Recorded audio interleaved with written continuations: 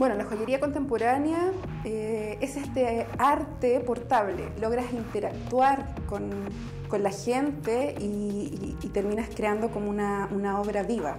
Puedes incluso crear tú mismo desde usar plásticos reciclados, orgánicos, resinas, lo que inventes.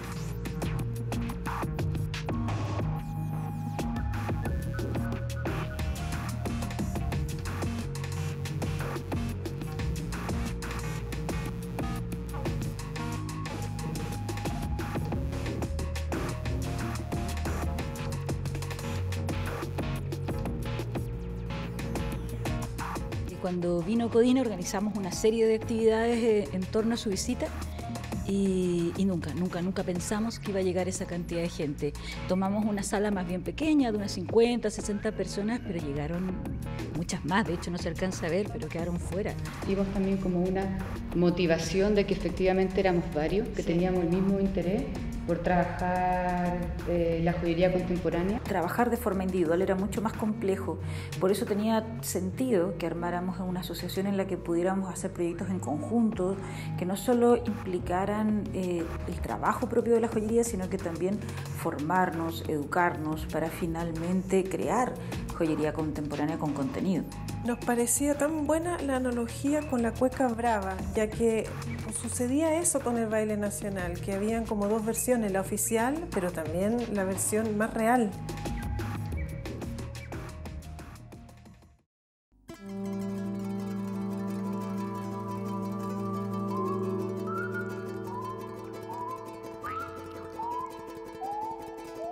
Además fue la primera exposición que hicimos con un tema pensado para esta asociación. Haber logrado exponer en el Centro Cultural de la Moneda para nosotros también era un tremendo terreno ganado de poder efectivamente mostrarle al arte que la joyería también podía tener una cabida dentro de lo que era el arte. Y vino una vorágine después de eventos, de inauguraciones, de planificaciones, de proyectos.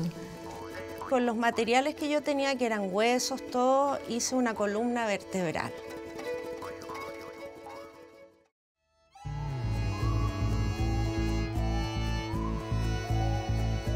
Fue la tienda del museo que nos invitó a exponer nuestras joyas en un espacio bien particular, que era una especie de ventana que daba al hall central del museo.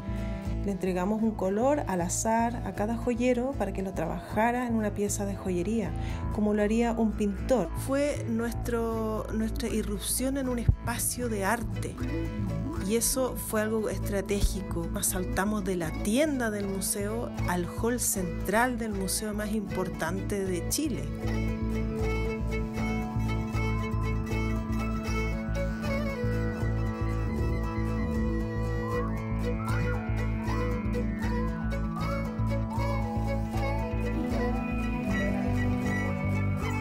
Salir a Europa significaba en aquel momento ir a uno de los países que era Alemania, era la maravilla del espejo donde se enviaba toda Europa y era una cosa muy importante llegar ahí. Yo creo que la relevancia también de este evento en especial es la magnitud de recursos que se lograron movilizar. Si bien antes éramos individuales, más bien eran nuestras ganas, aquí hubo fondos y apoyos importantes. Fue un trabajo de años, de un año y medio, 2, en donde primero fijamos como individuos, como individualidades, qué querían proponer cada una de ellas. Y se prepararon muy bien porque tienen mucha iniciativa, mucha fuerza y mucha voluntad, y el continente fue maravilloso, algo que me preocupaba mucho a mí. No solamente vamos a presentar joyas, vamos a presentarlos como país. Fue impresionante para el resto ver cómo trabajábamos, como tan laboriosamente estas chilenas que ya venían desde cuántos kilómetros y además... Que hacían el flete, el montaje, eran las artistas.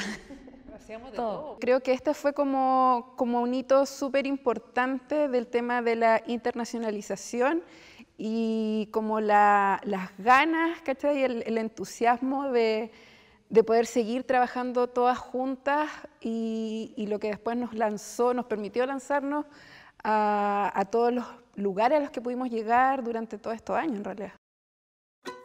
Bueno, y una vez que ya habíamos salido desde Chile, nos dimos cuenta que necesitábamos comenzar a definir qué era finalmente la identidad chilena, con qué nos reconocíamos, y ahí nació la necesidad de investigar sobre nuestra historia y aparece el concepto de barroco. Nos planteamos que un porcentaje de la pieza fuera realizada en cobre, porque también íbamos a presentarlo en el 5º encuentro de plateros y el 1er encuentro de orfebres del cobre. Entonces esta pieza tenía esta dualidad, como del placer por un lado y del dolor, que fue lo que a mí me llamó mucho la atención de este periodo barroco.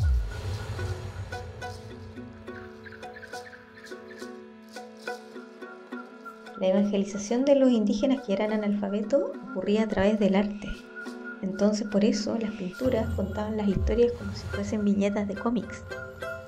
Y esto yo lo asocio con las animitas, que también construyen el relato del difunto a través de estas casitas que están llenas de símbolos.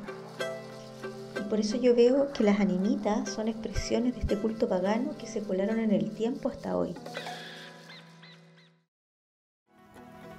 Cuando nace la convocatoria a esta exposición que era sobre erotismo, hacía un tiempo me había encontrado con tiradores de cajones, de muebles antiguos. Yo buscaba una tensión erótica, clara, directa.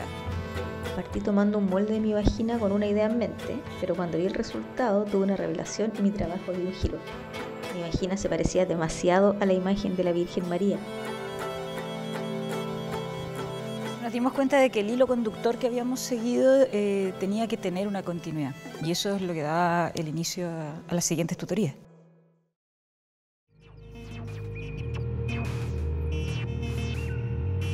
El objetivo también fue un poco de profesionalizar a Joya Brava. O sea, todos estábamos en distintos niveles de obra, de tiempo también que cada una le dedicaba a su trabajo, entonces era como que había llegado el momento de equiparar un poco la condición de todas, y eso se podía lograr a través de alguien especializado.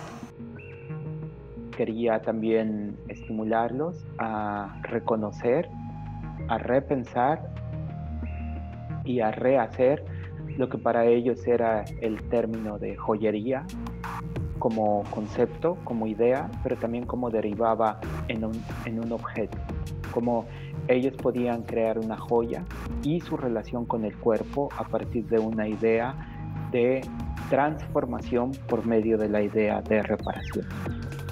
Recién me había operado y vi en mí tanta sutura en mi cuerpo que sentí estoy toda surcida. Me acordé de cómo mi mamá nos surcía las huellas de las polillas en nuestra ropa. Creo que era otoño, invierno, había muchas ramas de árboles y comencé a coleccionarlas, y con eso comencé a darle forma a mi trabajo, en el cual incorporé la cerámica. Entonces cubrí de cerámica todas las ramas y los troncos que tenía, y cuando armé las piezas me di cuenta que se transformaron en órganos. Tuve todo un proceso de exploración de distintas materialidades hasta que finalmente terminé trabajando con la técnica de microcestería en crin, que fue la que me permitió llegar a estos volúmenes, a estas formas orgánicas, a estos contenedores. Yo me centré en los remedios caseros y entre estos encontré el cleodolor, una sustancia anestésica reconocida desde antaño. Me llevó a otro tema tan fuerte y tan importante, que es esto de vivir anestesiados.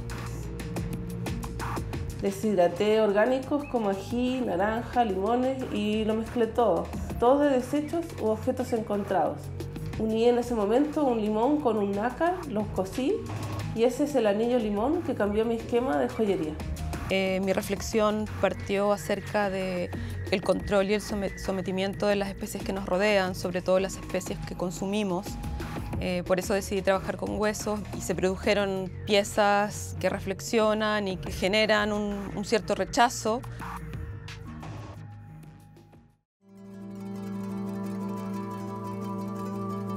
Fue un introducirnos de lleno a reflexionar, a crear, a entender los materiales en el proceso, no amarrarnos a ideas preconcebidas.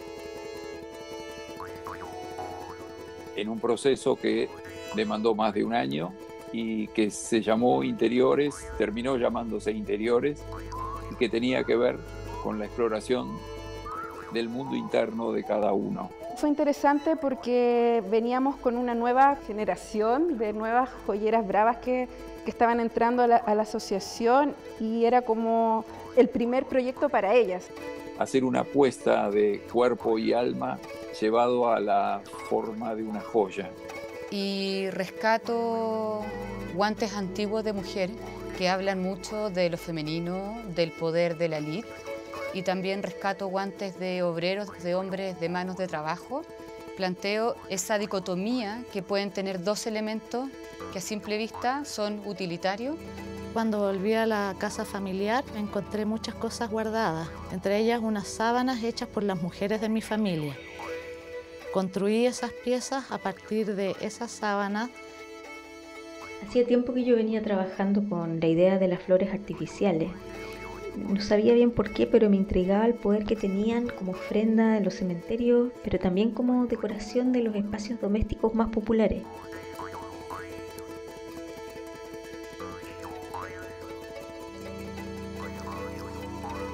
Yo siento que aquí es como cuando se fragua la identidad de muchos joyeros en empezar a desarrollar un lenguaje propio, una forma de crear propio, y acá en el fondo es como también cuando uno empieza a sentir que ya estamos haciendo joyería contemporánea como lo que uno en el fondo estaba esperando que ocurrieran.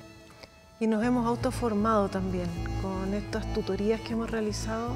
Creo que hemos armado nuestra propia escuela y el que sabía un poco más también supo compartir esa sabiduría con el que no llevaba tanto tiempo.